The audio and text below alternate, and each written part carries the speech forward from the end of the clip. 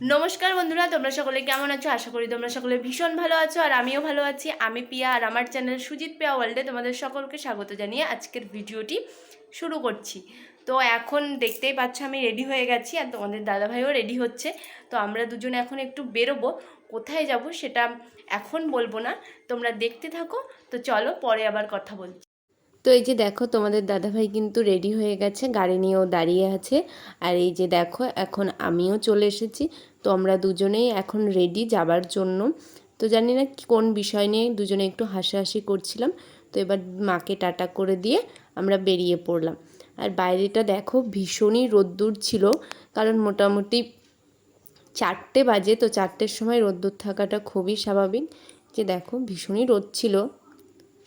তো কথা বলতে বলতে আমরা চলে এসেছি রানাঘাট রথতলা গেটে। যারা এটা সম্পর্কে জানো না, একটু বলি যে এটার জন্মলগ্ন থেকেই ভীষণ পরিমাণে ভিড় হয়। মানে যারা রানাঘাটে থাকো আর কি, প্রত্যেকেই জানো যে এটাতে কীরকম আর কি ট্রাফিক জ্যাম হয়।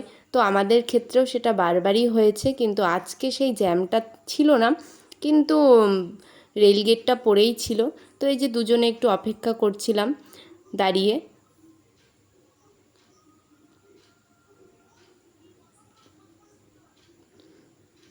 এই যে দেখো, ট্রেনটা চলে গেল, এবার আমরাও বেরিয়ে পড়ব।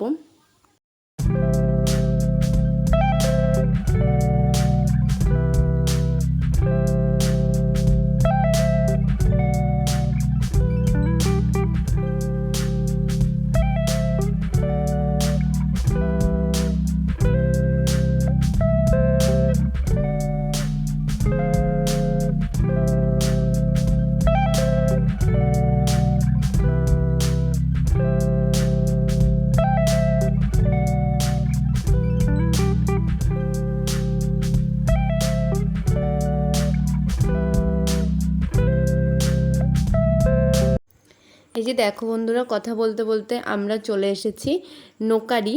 আর এটা হলো মা জহরাকালীর মন্দির। যারা এখনও আসনি, অবশ্যই একবার মাকে দর্শন করতে এসো। আর এই যে দেখো, চারিদিকটা কি সুন্দর, গ্রামের মানে রহস্যটাই অন্যরকম। এত সুন্দর পরিবেশ, চারিদিকটায় কেমন যেন সবুজ আর সবুজ। তো দুজনে মিলে যাচ্ছিলাম, রাস্তাটা মোটামুটি ফাঁকাই ছিল যেহেতু দুপুরবেলা। তো এত সুন্দর লাগছিল যেতে, খুবই ভালো লাগছিল। চারিপাশটা এত সবুজ আর সবুজ, খুব সুন্দর লাগছিল। যারা গ্রামে থাকো তারা এই জিনিসটার খুব ভালো করে বুঝবে, গ্রামের থাকার মজাটাই অন্যরকম।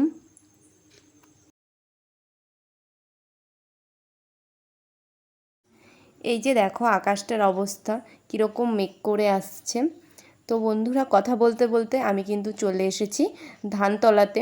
তো তোমরা কারা কারা ধানতলাতে থাকো এবং ধানতলা থেকে আমার ভিডিওটি দেখো, অবশ্যই কিন্তু আমাকে কমেন্ট করে জানিও। ধানতলা বাজার কিন্তু ভীষণই বিখ্যাত ফুলের জন্য। প্রতিদিন সকালবেলায় এখানে বিভিন্ন ধরনের ফুল পাওয়া যায়। তো যারা ধানতলায় থাকো তারা তো অবশ্যই এটি জানো। তো আমরা কিন্তু কথা বলতে বলতে, এই যে দেখো বন্ধুরা, আমরা এখন চলে এসেছি আমাদের গন্তব্যস্থলে। মানে আমরা এসেছি নপাড়া বোর্ড ঘর প্রদীপদার দোকানে, মানে বালা ফাস্টফুড সেন্টারে। তোমরা যারা প্রদীপদার দোকান থেকে রোল খেয়েছো তারা তো অবশ্যই জানো দাদার দোকানের রোল ঠিক কতটা টেস্টি।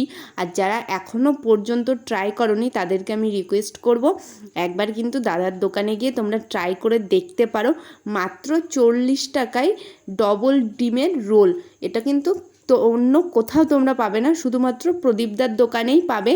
আর টেস্টের কথা যদি বলি তাহলে কিন্তু অবশ্যই তোমরা গিয়ে খেয়ে দেখতে পারো, এত ভালো টেস্ট, মানে কি বলবো। আর রোলের সাইজটা কিন্তু কি বলবো, একা তোমরা একদমই খেতে পারবে না। আমরা একটা রোল নিয়ে তোমাদের দাদাভাই এবং আমি দুজনে খেয়েছিলাম। তো দেখো, দাদা এখন আমাদের জন্য রোলটা রেডি করে দিচ্ছে। আর দাদা খুব মানে যত্ন করে রোলটা বানায়, তোমরা দেখতেই পাবে। আর দাদা কিন্তু প্রথমে আমাকে ভিডিও করতে অ্যালাউ করছিল না, তারপরে দাদাকে অনেক বলার পরে দাদা অ্যালাউ করেছে। দাদা কাউকে ভিডিও করতে দেয় না। তো এই যে দেখো, আমি ভিডিওটি করছিলাম।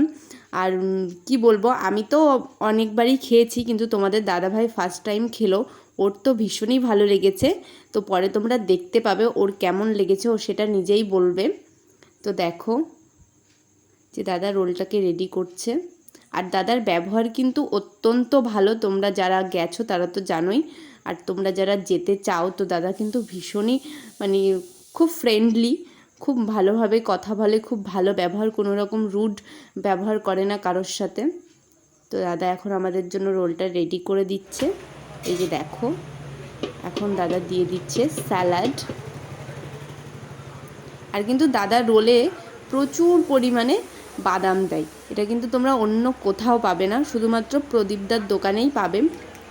যে দেখো সস, কাসুন্দি সমস্ত কিছু দিয়ে দাদা রোলটা বানিয়ে দিচ্ছে। আর রোলের সাইজটাও তো তোমরা দেখতেই পারছো, মানে আলাদা করে আর কি বলবো, এত বড় রোল মাত্র 40 টাকায়, তাও আবার ডবল ডিমের। তোমরা কিন্তু এটা অন্য কোথাও পাবে না, অবশ্যই একবার হলেও তোমরা কিন্তু এটা ট্রাই করো। দেখো সাইজটা ঠিক কতটা বড়।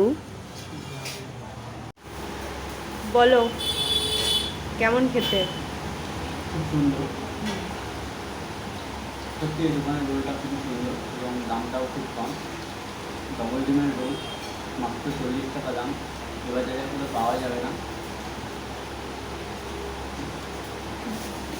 সবাইকে বলে দাও যে সবাই যেন চলে আসে দাদার দোকানে।